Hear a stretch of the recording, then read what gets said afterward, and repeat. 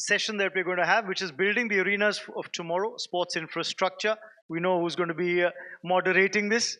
So he's already here on stage. Prasant Santakumaran, the partner KPMG, also leads KPMG's sports sector practice here in India, advising federations and leagues and corporates on technology, infrastructure, and the business of sport. May I also now invite for this discussion Mr. Ram Kumar Subramanian, please. Director, Collage Design, can we have you up on stage, sir? Mr. Ram Kumar Subramanian, if he's here, sir, we request you to join us on stage. I'm going to invite the other panelists meanwhile. I hope he's going to be here. May I invite Rushdie Warli, please, high performance sports consultant. Can we have Rushdie join us on stage, please? With 20 plus years in South Africa, New Zealand, and India, he's worked on talent development and strategy. It's great to have him here because in his journey as CEO of JSW's Inspire Institute of Sport, he had developed athletes and helped them achieve success at the Olympics and other major sporting events. We're also joined by Mr. Ramkumar Subramaniam, who's here with us, Director, Collage Design. May I also invite on stage Mr. Shant Pardesi, who is Director, Infrastructure, Shiv Naresh Sports. Can we have you join us, please? So Shant Pardesi ji, please, can we have you on stage? Here he comes. Director, Infrastructure, Shiv Naresh Sport, with over 2 decades of expertise. He oversees design and delivery of athletics tracks, courts, fields, and sports complexes across India. Pleasure to have you here with us. And may I also invite Mr. Maninder Pal Singh, Secretary General, Cycling Federation of India, a dynamic sports administrator who's contributed and modernized Indian cycling, contributed to Khelo India, served as a Deputy Chef de Mission at the 2022 Commonwealth Games, and holds leadership roles in Asian cycling bodies. Pleasure to have you here with us, sir. And of course, it's over to you, Prasad. Oh, thank you. I think this session is a very important session from an India macro viewpoint itself, because if we have to be a leading sporting nation, I think we did a survey, and the number one point that people mentioned is that we need to have good infra.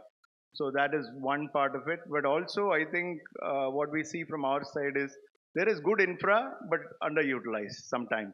So I think we need to get both the perspective of how do you build good infra, and secondly, how do you use it as well from an India standpoint.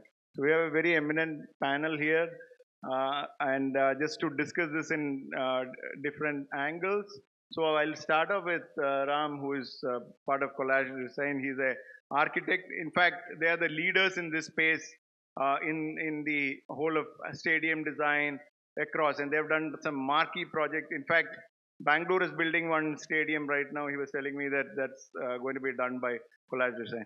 So Ram, just to start off the discussion, how do you build good infrastructure in India right now? So what are the components of it? If you can just narrate, that will be good, actually. Sure. Thanks a lot.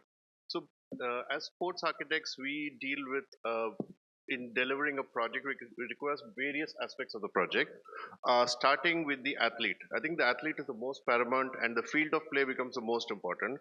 So when we look at the way infrastructure is being built or was built before, there are a lot of lacunas in terms of how technically it is being built correctly.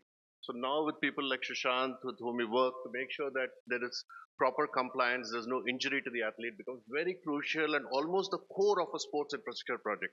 It's all the glamorous aside. It needs to be absolutely accurate. Then we start to work with people like Rushdie to make sure that the athlete requirement is met. A requirement for an aquatic center is different from a requirement for an athletic center. So it's not one solution fits all. So understanding how each project has its very specific nuance and dealing with that specifically and technically correct becomes very important, so that we can deliver medals and deliver the glory. And we work very closely with the state government, central governments, because they understand the program which is specific to that location, to that state. So working with the governments become very crucial for us to cater the plans, cater the requirements, cater it to the budget, make sure it is financially viable becomes very important for us.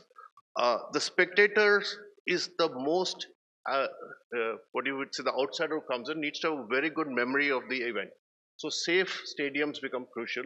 So just case in point, what I'm trying to say is that as architects, we need to deal with everybody in this room, whether it's a press press reporter reporting for the game or a spectator coming in or the government becomes very crucial to understand that it's a very complicated space which requires a lot of nuance to be done. Thanks, Ram. That was a good insight in terms of what's happening. Maybe I'll later ask you about the trends that's also happening in the infrastructure space. Maybe more to Rashdi. I think good to connect after some time. Rashdi, I think you have worked in high performance centers. So that's an enigma for many people as to what is happening there. And we personally feel that India needs at least about 200, 300 high performance centers. So if you can just break out what is a high performance center, constituent, running it in a quick way because time is also a factor. So it'll be good to hear from you. Yeah, thanks. Great question. And for us, the development of high performance centers is very much along the same lines of, what Ram just spoke about. The athlete is at the center of it, and the athlete and the support team, the coaches, the sports science team, creating an environment which I would often refer to as a daily training environment that has world-class elements to it. So everything around the facility, whether that be the technical playing fields, whether that be the accommodation or the cafeteria, everything needs to be world class, and it all needs to fit together. I think when you have an environment like that, where and we'd always go back to a reference point to say, our athletes need to feel like they're training anywhere in the world. For when they go anywhere else, when they go to a competition in Europe, when they go to a competition in Australia, they need to not feel intimidated by the environment. They need to feel that, we've got exactly the same. They don't need to feel that there's any level of inferiority. We look at how it is that we take the excuses away, so that when they're there, there's no feeling of, we don't have this in India, we don't have that in India. In fact, the spaces that we create need to be at the same and better than anywhere else in the world. But as importantly, the soft elements of it, the soft spaces, how it is that you create an environment where the athlete feels comfortable is as important. And it does boil down to architectural nuances. It does boil down to green spaces. It does boil down to recreational spaces. So it's not only the technical elements. You're looking at the athlete as a whole. You're looking at how that athlete recovers, and accordingly create the environment, and which on top of which you can build a culture of performance and a culture of excellence. So creating, a world-class feeling where athletes know that all they need to do, athletes and coaches and support staff, they need to rock up. They need to have what is at their disposal in a manner that is safe, that is enjoyable, that is comfortable for them, is critical in the development of high performance centers. And when you're in that environment, I think what happens is you can accelerate performance faster in that particular incubation than anywhere else. So it does give you the opportunity to increase the rate of performance as opposed to just in your regular club. Thanks, Rashid. So I think you've built multiple high performance centers, and Hope India does a lot more. And I just wanted to maybe a little follow-up question in terms of how many high performance center need to be there. And you had a landscape of working in New Zealand, South Africa. So what is India doing compared to this? But I'll come later to you, Sushant, for your perspective. I think Ram does the design part of it. You do a lot of the actual work in terms of the infrastructure build-up. We see that the growth is tremendous, both from private and public at this point, sometimes attributed to 50% growth in the private side. So what trends are you seeing from the infrastructure development in India from a growth perspective, and what areas are, what is the kind of stadiums that are getting built? Well, first of all, thank you for having me here. And to answer your question, we do see tremendous amount of growth in setting up new infrastructure, modernizing the existing infrastructure, especially in the past 5 years, I would say. And at the moment as we speak, government by far is the largest spender. Okay. The private spending is yet to come, but we do some see some trends that are leading up to there, and we can see that the center as well as the states are extremely serious about this subject, for the need to have those facilities. And I'm sure that they see that there is still there continues to be a gap, a huge gap rather, about how many facilities we have, and versus how many facilities we should rather have. The government, of course, is doing the best that they can, and we've seen them as a company who bids across various projects across the country. We are seeing a very good trend, and there is a nice trajectory that has formed. Okay. Okay. Yes. You're seeing good uptick and a lot more from the government side than the private side, actually. Okay. Yes. Yeah, okay, that's interesting, actually. Thank you. Thank you. So, Maninder, over to you. I was having a short chat with the union minister before he walked in, and I asked him, what sport do you engage in? And he said he does cycling. So, I think it was interesting to know that he is into cycling. And from cycling perspective, can you give us a landscape? Because that requires velodromes, which are specialty infrastructure that needs to be built, and how do you kind of maintain it? So, maybe cycling as an area that, if you can cover. Thank you, Prashant. When we talk about cycling, the first thing that comes to mind is road cycling, correct? However, there are two different layers of cycling. One is the competitive cycling, which of course is very technical, and then you have the mass movement cycling, what we see every day. Now, that transition from being a regular cyclist to being a professional cyclist will involve infrastructure. You cannot just be riding a cycle and be in the league of the Olympics, of the World Championships, or the professional leagues. Now, to understand that, like this gentleman just rightly said, that we still in India are still dependent on the government for the infrastructure. Yeah. The majority of the infrastructure is either owned by the central government, the Sports Authority of India, or the state governments. Of course, there are a few universities who do have that. You look at countries like Japan, which in terms of the volume is so less, but they have 64 velodromes in the country. You have Australia, which has again 60 plus velodromes in the country. India has 17. Now, why is that?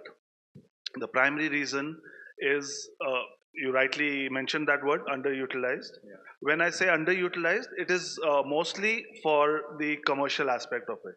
A government can make a facility, but somebody has to run it. There are a lot of models available, yeah, where these stadiums have been financially sustaining themselves, primarily through clubs, through recreational activities. You have, because the entire structure of the velodrome is such that the track cannot be used for anything else other than cycling, but the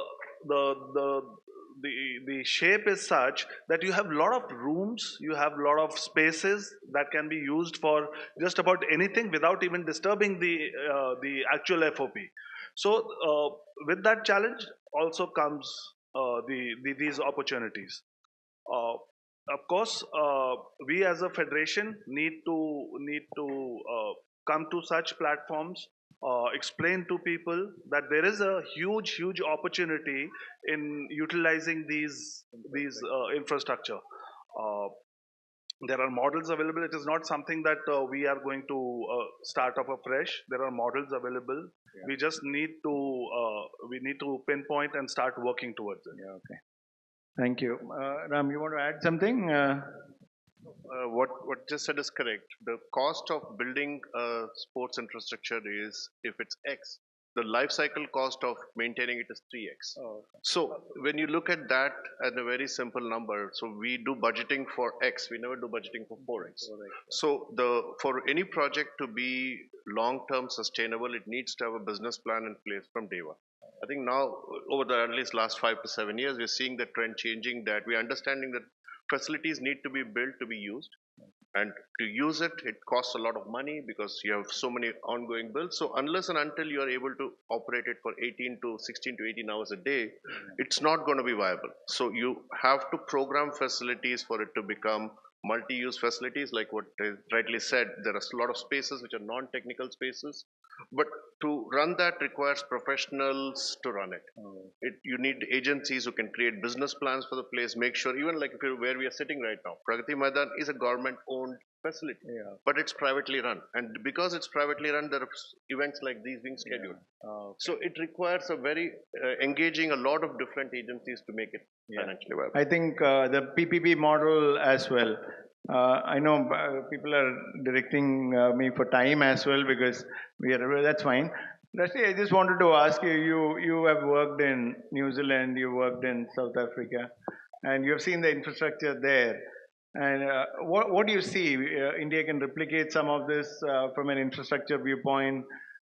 Just give us a perspective of what's happening in some of the places where you worked before coming to India. And I think you like the Indian food very much, so you've been here a long term right now. So maybe just I've been very fortunate to be able to work in those countries. But the fact is that a lot of the institutes within South Africa, for example, would be located within a university. So it's underwritten by the university, but they still have to find some kind of financial model in order to make it continue to make it sustainable. Similarly, in New Zealand, if you're looking at the facilities, the rowing facility, the yachting facilities, the velodromes, those are all government-run facilities, government-funded facilities. I think there's really, if you look at, I've been fortunate to go to quite a few centers in India, and you can see that the bones and of the facilities, the size centers, there's some really good bones there, but it's about how it is that you maintain those facilities and utilize it in, create the utilization, the environment whereby athletes want to come to those facilities. In India, with a population of 1.4 billion people, I think, we do need more facilities like that. And in order to extract the best potential that you want, provide athletes with the best opportunity to extract their potential, you need more of those centers where athletes can go to accelerate their performances. And I think, having more centers also gives you the opportunity to bring more people into your pipeline. It doesn't become one-dimensional. Athletes can go and work with different coaches, which are more suitable to their personality, towards the discipline that they're looking at.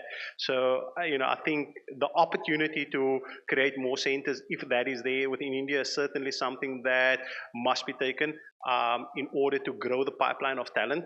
The more athletes that we have competing, the better possibilities we have in terms of return on medals. Yeah, I think we have 2 minutes, so I want to ask any questions from the audience on anything pressing matter in the infrastructure space. Anybody? May I please? Yeah. Yeah, just wait. Okay. Yeah, I'm Brigadier Vibhu Naik. I'm the director for the National Center for Sports Science and Research. My question to Mr. Ram will be, you have been working extensively in the field of sports infra. And what is your vision with regard to establishing the high performance center with regard to sports science? I think today the way the evolution of high HPC is, we did a couple of projects with Rashdi also.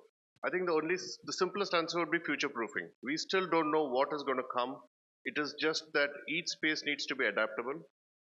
We need to constantly be engaging with these domain experts. As architects, that's the most important thing for us, to create a blank canvas for the athletes and all their support system to work. So we always work towards future-proofing our buildings, would be something. Yeah. Yeah. Maybe one more final question. Yeah. The back side. Yeah. I think you can give a mic there. Yeah. Thank you.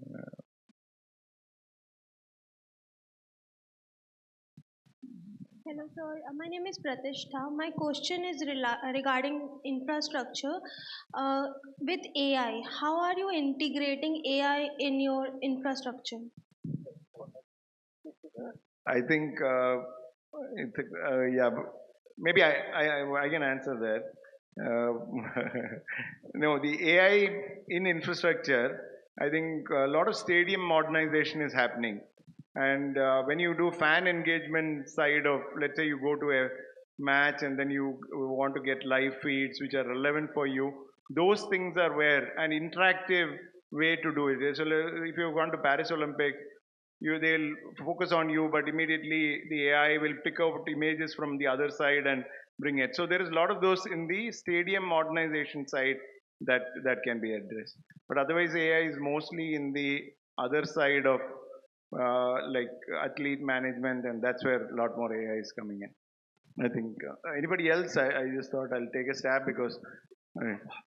Just on the AI thing, so we just signed a MOU with the Maharashtra government for hosting one of India's biggest ever events, just a notch below Tour de France. So that's a road event. So a lot of road infrastructure needed to be done, and it's a very different and a very difficult landscape. So they actually had AI, just to answer this lady's question, that they used a lot of AI supported apps to see how it will eventually look when we have an event on that road. So they actually did that. So just to answer that, yeah. Thank you. I think we have run out of time. Thank the panelists. We had a wonderful session. What I see is that infrastructure is growing big time. Both a lot more from the government investment. Private is also coming up, and some people peg the private investment at almost 50% growth. So it has to be seen. But thank you very much for all the all the panelists. Thank you. Thank you, Prashant. Thank you so much to our esteemed guests. I'd request a quick presentation of mementos to acknowledge the presence of our esteemed guests on the panel. Thank you so much. We had Mr. Ramkumar Subramanian, Mr. Rushdie Wali, Mr. Sushant Pardesi, and Manandapal Singh ji.